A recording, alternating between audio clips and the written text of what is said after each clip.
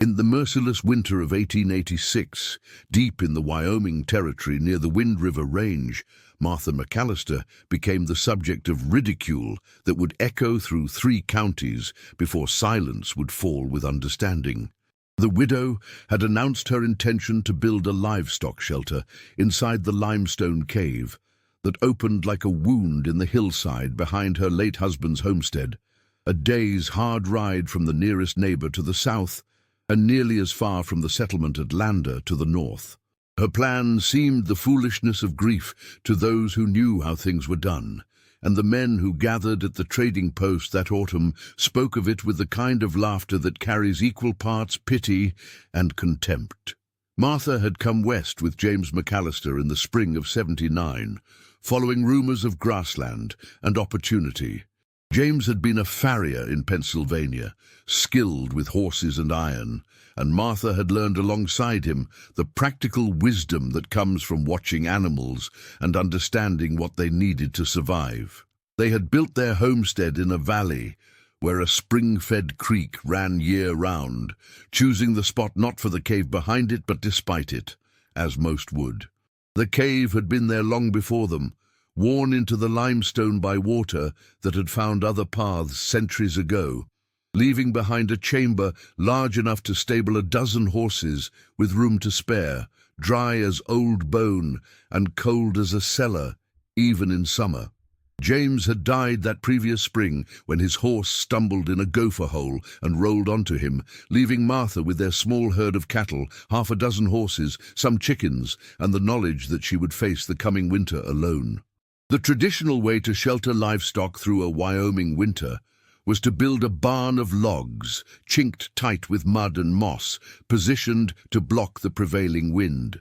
Every rancher and homesteader for 100 miles around had such a structure, and every winter they fought the same battle against cold that could freeze water in a bucket indoors, wind that found every gap between logs no matter how carefully sealed, and snow that drifted high enough to bury the south wall and collapse roofs that were not pitched steep and strong. Martha had helped James build their own log barn the first year, had spent countless hours that first winter feeding the fire they kept burning inside it to keep the animals from freezing, had watched how much hay the cattle needed when they burned their energy just staying warm, had seen the toll it took. She had also noticed something James had not, or perhaps had not lived long enough to act upon. During the coldest week of their first winter, when the temperature dropped so low that spit would freeze before it hit the ground, Martha had gone into the cave to retrieve some tools James had stored there in the dry.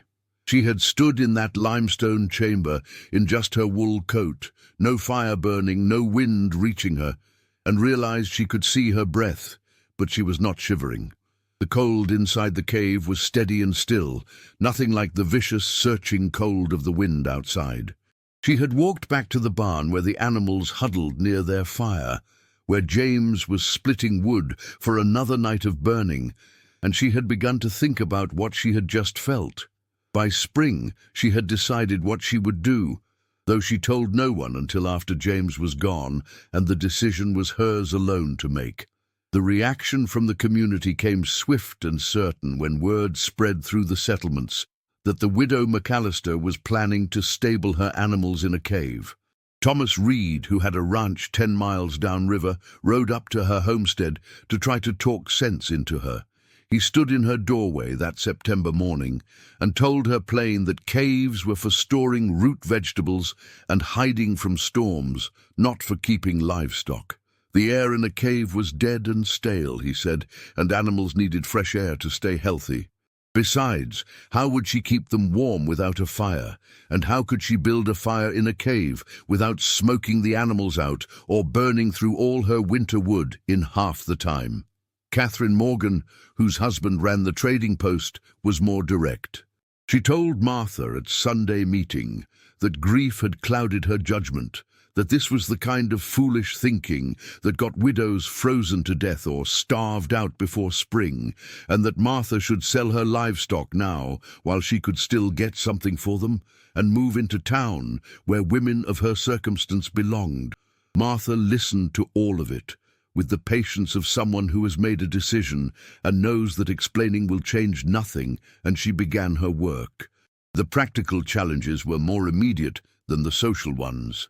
The cave opened onto the hillside about 40 feet above the valley floor, reached by a rocky slope that was easy enough for a person to climb, but would need work to become a path suitable for driving cattle and horses up and down in all weather. Martha began there, in the early days of September, when the aspens were just starting to turn.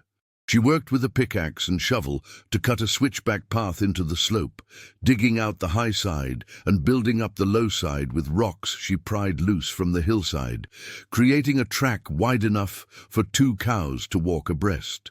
The work was brutal on her hands and back, and she could manage only a few hours of the heaviest digging each day before her strength gave out. So she alternated it with lighter work, cutting timber for the fencing she would need, repairing tack, putting up what hay she could manage on her own. The path took her 3 weeks working alone. When it was finished, she turned her attention to the cave itself.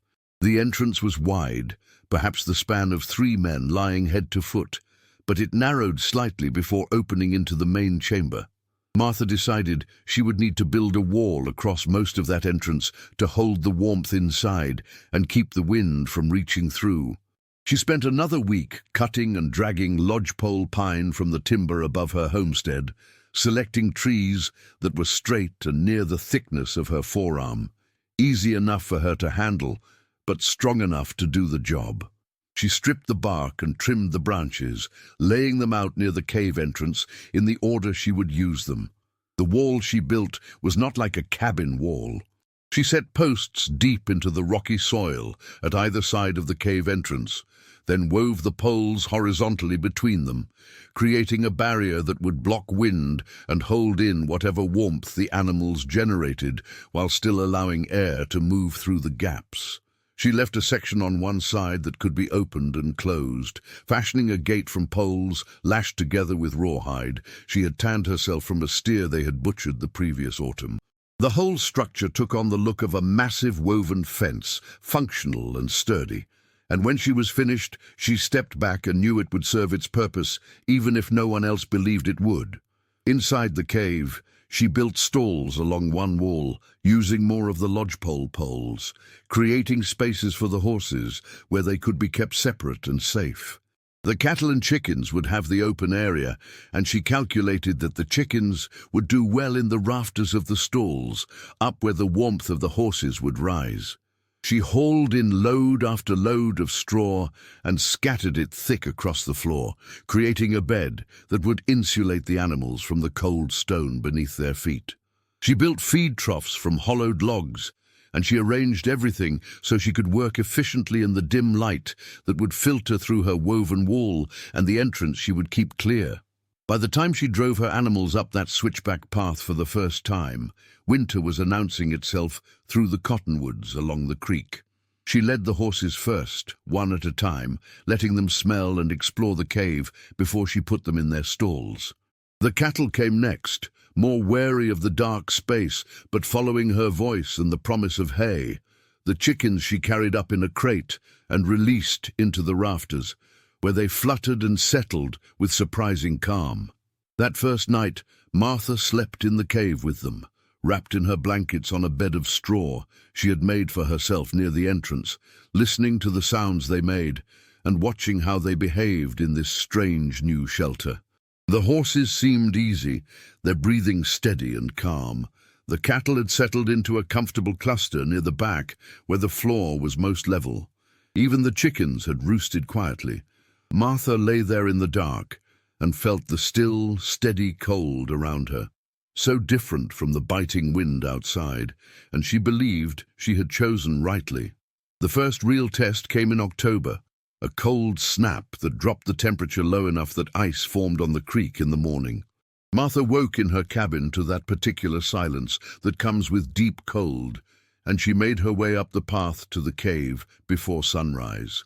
Inside, the animals were calm and rested. The horses nickered softly when they heard her step. The cattle were lying down, chewing their cud in that peaceful way that meant they were content. She ran her hand along a cow's flank and felt warmth there, not the trembling tension of an animal fighting off cold. She looked at the hay in the troughs and realized they had eaten less than she had expected, that they had not burned through their feed trying to stay warm because they were not struggling against the cold the way they would have been in a traditional barn. She walked back down to the valley where she could see Thomas Reed's barn in the distance, smoke rising from its chimney where he was already burning wood to keep his animals from freezing. And she understood then that her instinct had been right, even if she could not yet explain to anyone else why it worked.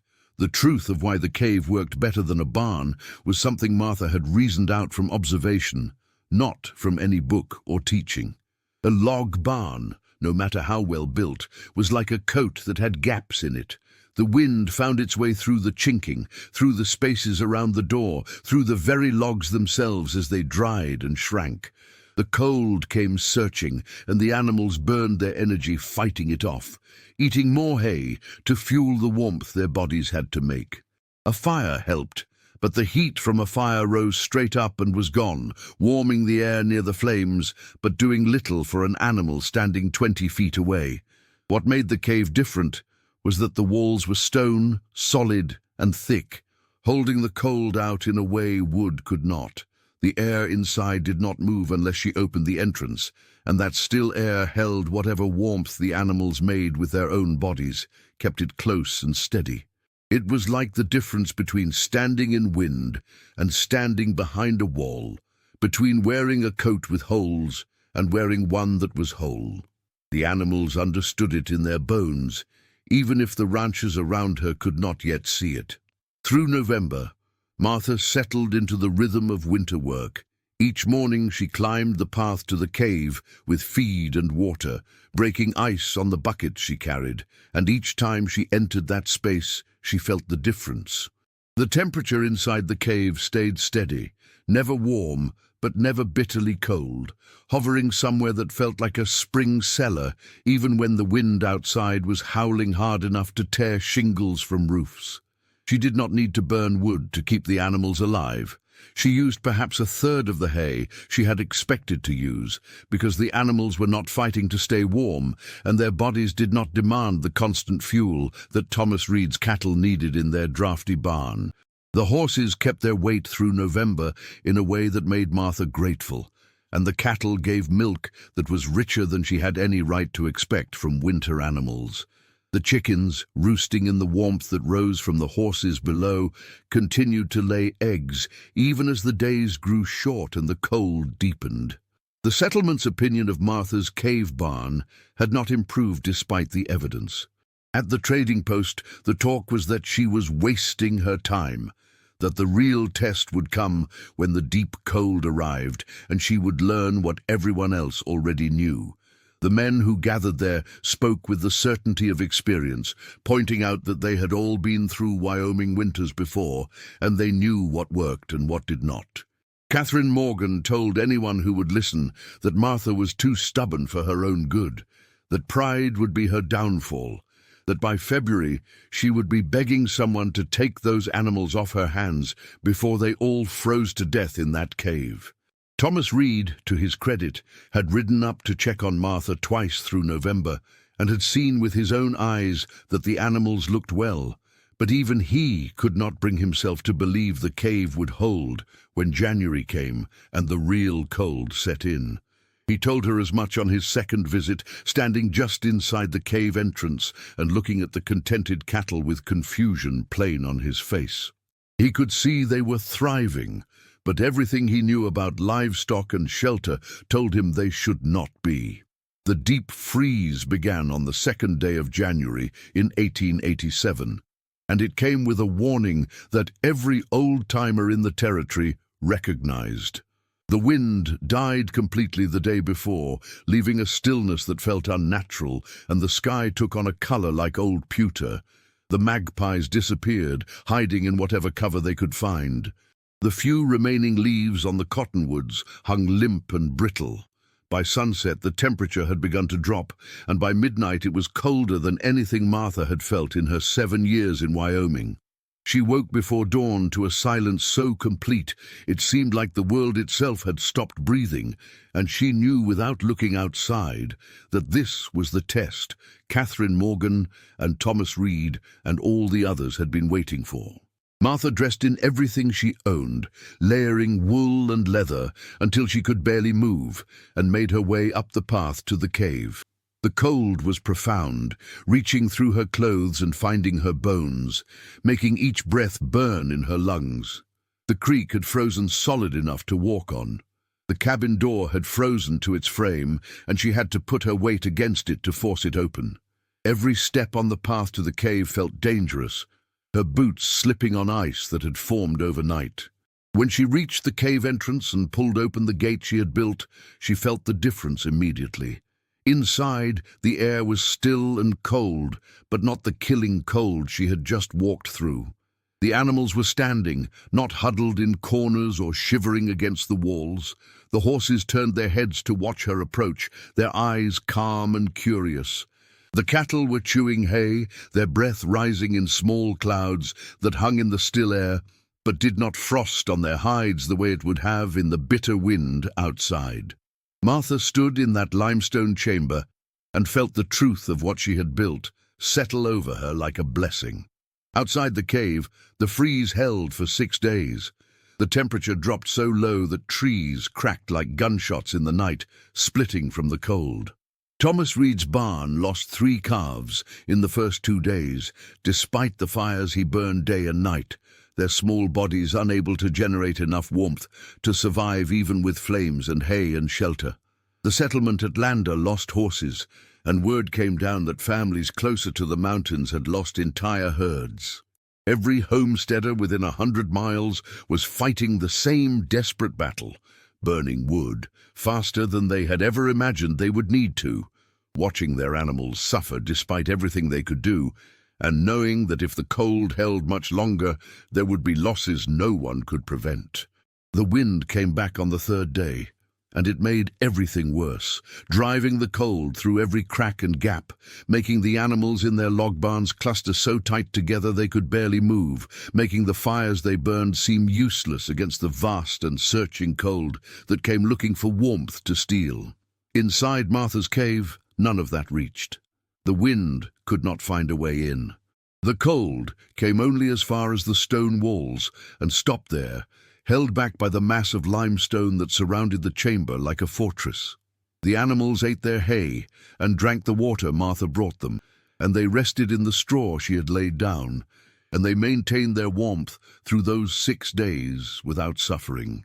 Martha herself spent most of those days in the cave with them, sleeping in the straw near the horses, emerging only to gather water from the spring that still flowed under the ice and to check on her own cabin. She knew without anyone telling her that this was the moment that would decide everything, that if her animals came through this cold, healthy and whole, no one would ever laugh at her decision again.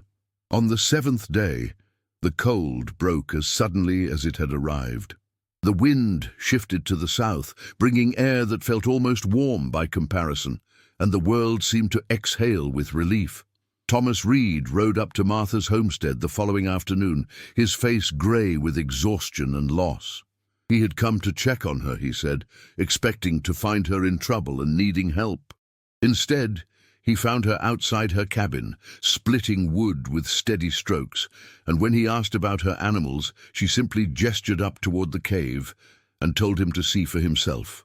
He rode up that path with the reluctance of a man who did not want to see what he expected to find, and when he entered the cave, he stood just inside the gate for a long moment, staring at cattle that looked better fed and healthier than his own had looked before the freeze began. The horses in their stalls were bright-eyed and curious. Even the chickens were clucking softly in the rafters, and when he looked down he saw fresh eggs in the straw. Thomas Reed was not a man comfortable with being wrong, but he was honest enough to admit what he saw. He told Martha that day, standing in her cave with her healthy animals around them both, that he had lost 3 calves and 2 steers, that his remaining cattle were weak and gaunt, that he had burned through more than half his winter wood supply in less than a week, and that he could not understand how her animals had come through without suffering. Martha told him what she had reasoned out, speaking in the plain language of observation and experience. She explained how the cave held the cold out better than logs ever could, how the still air kept the warmth the animals made close around them, how they did not waste their strength fighting wind and freezing temperatures. She showed him the hay she had not needed to use, the wood she had not needed to burn. Thomas stood there listening, and when she was finished he nodded slowly and said he had been a fool to laugh at her plan. He rode back down the valley that afternoon, a humbler man, and by the time he reached the trading post, the story of Martha McAllister's cave barn had begun to spread in a different way. The transformation in how the community saw Martha's decision did not happen all at once, but it happened thoroughly. Within a week of the big freeze, ranchers from 3 counties had ridden out to see the cave barn for themselves. They stood where Thomas Reed had stood, looking at healthy animals in a shelter that required almost no wood to maintain, and only a portion of the hay a traditional barn would need. They asked questions about how she had built the path, how she had constructed the wall at the entrance, how she managed ventilation and water and feed. Some of them made notes, sketching diagrams in the dirt with sticks. Others just stood and looked and went away, shaking their heads at their own blindness. Catherine Morgan came up from the trading post with her husband, and she apologized to Martha with a directness that was almost painful to hear, admitting that she had spoken harshly out of fear for Martha's survival and had been proven entirely wrong. By February, 2 other homesteaders had begun adapting caves on their own properties, and by the following autumn, there were 6 cave barns in operation across the territory, each one built by someone who had learned from Martha's example. The original cave barn served Martha well for the rest of her life. She lived another 18 years on that homestead, eventually remarrying a widower from Lander who had lost his wife the same winter she had lost James. Together, they expanded the operation, running more cattle and horses than Martha had ever managed alone, but they never built a traditional barn. The cave remained the center of their winter operation, and every animal they owned spent the cold months in that limestone shelter Martha had recognized for its value, when everyone else had seen only an oddity. When Martha finally died in the winter of 1904, her husband continued to use the cave barn for another decade before age forced him to sell the property to a younger family. That family used the cave barn for years more, and even after they eventually built a modern barn with proper heating and ventilation, the old cave remained as a backup shelter and a reminder of what practical wisdom and stubborn determination could accomplish. The story of Martha McAllister's cave barn became a piece of local history, told and retold in the settlements and ranches of Wyoming Territory and later Wyoming State. It was not the engineering triumph that would make national news or find its way into textbooks, but it was the kind of practical innovation that shaped how people survived on the frontier. Martha had seen something others had missed, had trusted her own observation over the weight of tradition, and had been willing to endure ridicule to prove what she believed. In doing so, she had not just saved her own animals and preserved her independence as a widow in a hard land. She had shown a community that there were different ways to solve old problems, and that wisdom sometimes came from unexpected places. The deeper truth in Martha's story reaches beyond the specifics of cave barns and Wyoming winters. It speaks to something fundamental about how progress happens, especially in places and times where survival depends on getting things right. The traditional ways of doing things become traditional because they work well enough often enough, but they are not always the best ways, and sometimes it takes someone outside the usual patterns of authority, someone forced by circumstance to think differently, to see what everyone else has been missing. Martha was not an engineer or a scientist. She was a widow who could not afford to waste hay or wood, who had learned through years of hard experience to pay attention to what animals needed and what nature provided, and who trusted her own observations enough to act on them even when everyone around her said she was wrong. The pattern repeats throughout history in 1,000 different forms, but the core remains the same. Innovation often looks like foolishness until circumstances prove it wise, and the people who drive change forward are often the ones who can least afford to be wrong, but are willing to risk being right. For those of us looking back at Martha's story more than a century later, there is a temptation to see it simply as a tale of individual triumph, one clever widow outsmarting the skeptics through grit and determination. But the truth is more complex and more human than that. Martha succeeded not just because she was smart or stubborn, but because she was willing to listen to what the world was telling her, even when it contradicted everything the people around her believed. She paid attention to the small differences that others overlooked, the way the air felt in the cave compared to the barn, the way animals behaved when they were truly comfortable versus when they were merely surviving. She trusted that direct experience and careful observation could teach her things that tradition and common wisdom could not.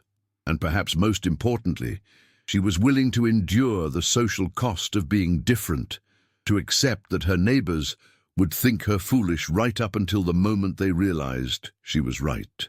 That combination of awareness, courage, and persistence is what made the difference between an interesting idea and a shelter that saved lives through one of the worst winters the territory had ever seen. The legacy of Martha McAllister's innovation lives on, not just in the historical record, but in the principle it demonstrates. Whether we are building shelters for animals or solving any of the countless problems that face us in our own time, the lesson remains relevant. The wisdom we need might not always come from the sources we expect or in the forms we recognize. Sometimes the person with the right answer is the one everyone dismisses, and sometimes the solution that works best is the one that seems strangest at first glance. The challenge then and now is to stay open to those possibilities, to value observation and evidence over assumption and tradition, and to have the courage to act on what we learn, even when it means standing alone for a while. Martha did exactly that in a limestone cave in Wyoming Territory in 1886, and because she did, animals survived that would have died, and a community learned to see their world a little differently.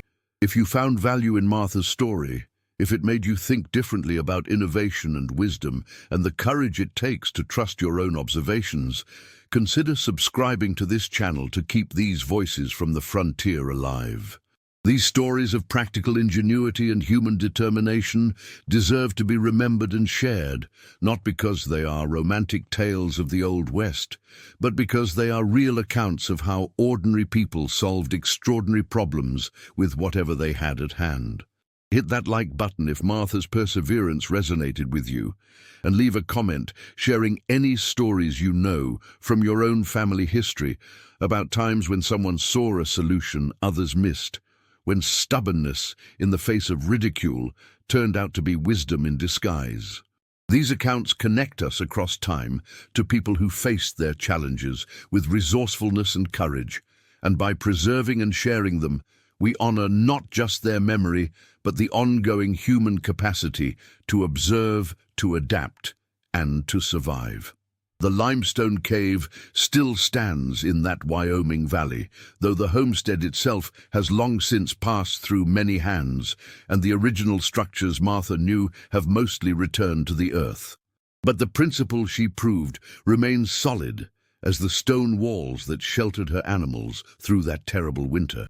Sometimes the answer is right in front of us, carved into the landscape by time and waiting to be recognized by someone brave enough to see it differently, someone willing to trust what they observe over what they are told, and someone determined enough to prove that wisdom can come from the most unexpected places, even from a widow who built a barn inside a cave while her neighbors laughed.